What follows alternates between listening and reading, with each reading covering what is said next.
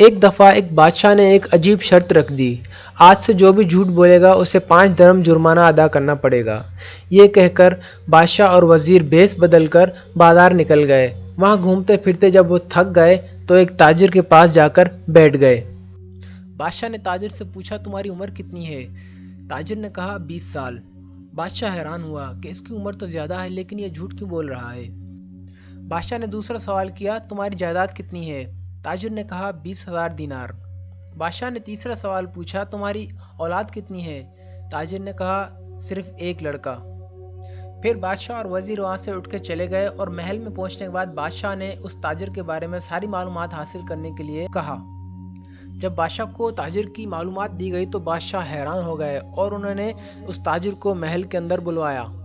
تاجر محل پہنچا تو بادشاہ نے وہی تینوں سوال اس سے دوبارہ کیے، تمہاری عمر کتنی ہے، تمہاری جائیداد کتنی ہے اور تمہارے کتنے بیٹے ہیں؟ یہ سن کر تاجر نے بھی وہی جوابات دہرائے جو پہلے دن بادشاہ کو دیے تھے۔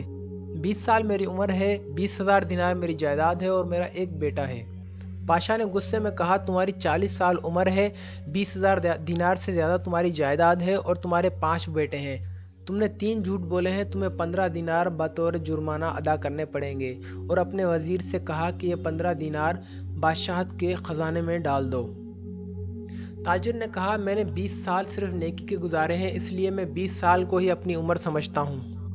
20,000 دینار میں نے یتیم، مسکین اور بیوہ لوگوں میں بانٹ دیے اور اسے ہی میں اپنی جائیداد سمجھتا ہوں۔ اور میرے 4 بیٹے نالائق اور ناکارہ ہیں، اس لیے میں انہیں اپنا بیٹا نہیں سمجھتا۔ صرف ایک ہی بیٹا ہے میرا جو میری بات مانتا ہے، میری بات سنتا ہے، میرا احترام کرتا ہے، اسی کو میں اپنا بیٹا مانتا ہوں۔ یہ سب سن کر بادشاہ نے کہا، میں تمہارے جواب سے بہت زیادہ خوش ہوا ہوں، اور اس نے اپنا سارا جرمانہ معاف کر دیا۔ اسی طرح کی اور کہانی سننے کے لیے ہمارے چینل کو لائک اور سبسکرائب ضرور کیجیے گا۔ شکریہ۔